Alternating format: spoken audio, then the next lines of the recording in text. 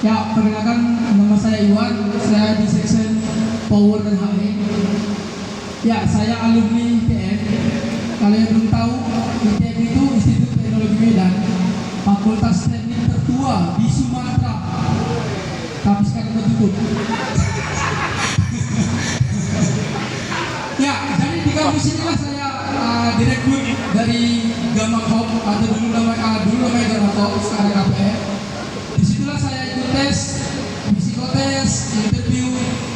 2 bulan tidak ada panggilan. Jadi mungkin secara orang yang baru lulus postgraduate, mungkin nggak diterima nih. Pulanglah kampung, buka ternak nila dengan modal orang tua 1 juta. Pak, pinjam dulu uang 1 juta pak. Itu apa? Nggak ada kerja nih, minimal ternak nila lah. Udah, dikasih lah, bila bibit. Secara teori 3 bulan panen 3 ekor 1 kilo lah. Udah 2 bulan setengah, kepalanya besar, ekornya kecil. Oh ternyata harusnya dikasih makan itu 3 kali sehari, tapi aku kasihnya sehari 3 kali, 3 hari sekali. Nah jadi ya wajar lah. Terus aku berpikir kayak ini gak ada hasil ini buat 3 bulan. Masuklah grup WA, development manajemen trend. Dimasukkan semua kami yang rekrut ini kan, dan disampaikan selamat semua yang ada di grup ini telah diterima di Gamma Hop. Tiba-tiba di malam hari, dan aku langsung berpikir ini betulan atau penipuan kan gitu, karena sudah 2 bulan lebih. Saya jabrilah sama teman saya satu kampus, itu betul kan diterima kita di Gamma Hop? Tak tahu juga, aku nanti yang kayak MLM itu penipuan, suruh cari orang kan gitu. Dengan benar, ternyata benar itu kita sudah diterima dan email. Saya baca offering letter, di situ dicatat gross gaji dan tempat tinggal dan masa dinas selama 6 bulan. Saya kan tinggal di Aceh, UMR di Aceh itu tahulah sekitar sedikit lah pasti. Jadi di situ nominalnya lumayan gede juga, hampir 3 kali lipat dari UMR di Aceh. Saya inisiatif lah Japri HRD-nya kan yang ribut. Bu, ini benarkah gaji segini untuk selama 6 bulan training? Ya enggak lah Pak, masa 6 bulan kamu digaji dengan segitu katanya. Soalnya kebanyakan ini Bu. Oh, di Aceh ya katanya. Kok kayak rendah sekali gitu kan. Oke, sampai di situ kami pergilah ke Jakarta, ke Gamma Tower, termasuk gedung tertinggi di Indonesia lah. Jadi kumpullah kami semua di situ. Tiba-tiba kita untuk tanda kontrak lah. Waktu sebelum tanda kontrak ini ibu ini celutuk. Ada loh teman kalian nanya sama saya, masa kalian digaji 6 bulan? 6 bulan katanya. Datang aku bilang sama Pak itu aku yang nanya katanya. Pak antas lah katanya. Nah, jadi kita langsung bekerja dan training di Bekasi Beskolin. Di situ kita ada project premixer. Yang belum tahu, premixer ini pencampuran gula dan coklat. Itu di mix di alat itu, wadahnya besar, tinggi, berputar. Berputar ini yang gerakan gearbox. Jadi di CPK ini ada teman saya namanya, nggak usah disebut namanya lah, ini saja. Namanya Yok dan Gi. Jadi si Yogi ini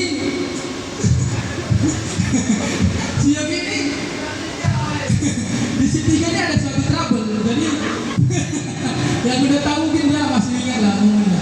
Jadi mesin ini stuck, nggak berputar lagi. Harusnya dia berputar 360 derajat. Tiba-tiba di shift 3 jam 2 malam mesinnya stuck,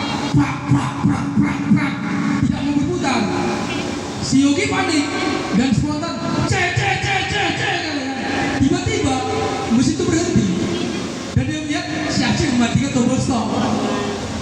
Kenapa gak kau matikan? Ya karena aku menggunakan sensor suara untuk mematikan. Jadi si Aceh ini sensor suaranya si Yogi gitu. Si Aceh itu kalau bahasa ilmiahnya Aditya Pratama. Ya jadi pengalaman di Bekasi itu kita terbang lah di penempatan di Bontang. Kita dikirim ke Bontang sekitar 4-5 orang lah mas tepatnya. Jadi kita spesial lah, dijemput langsung naik bis ke Samarinda di bandara.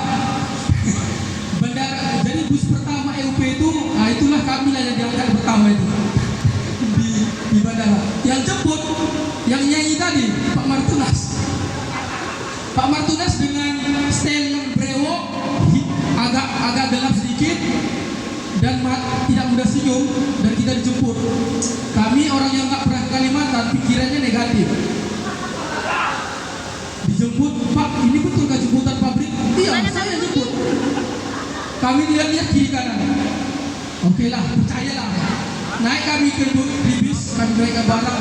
Kami di grup, kan ada di grup WhatsApp grup. Ini betul yang kita mau dikerjakan ini atau dijual gitu. Karena nggak ada senyum dan mukanya senyum aja. Udah kami berangkatnya dari Samarinda, jalannya ke arah Warabada. Jalannya itu hutan masih, rumahnya jarang-jarang lah.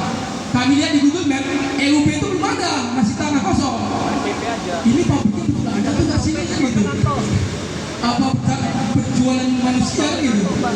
Udah perjalanan kami sekitar 1 jam, setelah 1 jam lah. Bro, kayaknya ini ketinggalan ini. Udah pertama ini. Jadi kami putar balik lah ke Samarinda ambil barang. Dibilangnya kan, udahlah. Coba kami ngikut dari sambil puncak kan gitu. Sampai ke Samarinda ternyata benar ada yang diambil. Biar hangat.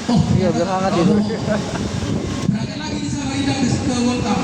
Sampai ke Bontang pas di arah Morabada, di dekat Morabada, busnya mogok. Wah, modus kedua. Dia turun sambil kenapa bang? Gak tahu dia mogok. Kami masih di atas kan, nggak boleh turun. Jangan-jangan dia turun ambil barang ini. Kami kan mikir negatif terus. Pengen ngapain di atas? Turunlah katakan. Wah, udah diancam kita ini. Turunlah kami kan dengan cara berbarengan lah. Berani kami satu berbarengan. Buat kita jangan percaya. Terus kita kompak. Oh ternyata bensinnya habis. Diantarlah sama Pak Dwi. Selesailah di situ. Bukan sampai situ pengalaman kami. Sampai kami ke Kopri, sampai di kontrakan kami di Kopri. Jadi kami sudah 2 hari kerja di masa-masa Kopri. Kami di rumah itu diteror lah sama masyarakat di Bontang Selatan juga. Datanglah RT-nya sore-sore, marah-marah. Kalian di sini orang baru nggak ada, datang lapor. Luar kalian katanya. Baru 2 hari diusir. Yang terima kamu itu Rian dan Yogi. Yang notabene asli Jawa dan dia apa lah slow gitu. Iya Pak, silahkan masuk. Apa dimasuk? Kalian yang keluar katanya. Pak, kami sini dibawa sama HRD Pak, kami sudah di semua kata HRD sudah lulus, tapi nggak tahu hasil apa di sini. Saya ada di sini, kita keluar kan? Nggak mampan. Saya tidur sama si Aceh atas sendiri. Buat Bang Wan, ada tamu dibilangnya. Tidak dibilangnya ada masalah. Aku baru bangun. Kenapa Pak? Kalian sini datang ke rumah orang, datang nggak ada yang lapor. Yang kita kan RT di sini kan? Ya Pak, kami bukan nggak lapor Pak. Kami kan dibawa orang nih Pak. Kami datang baru 2 hari.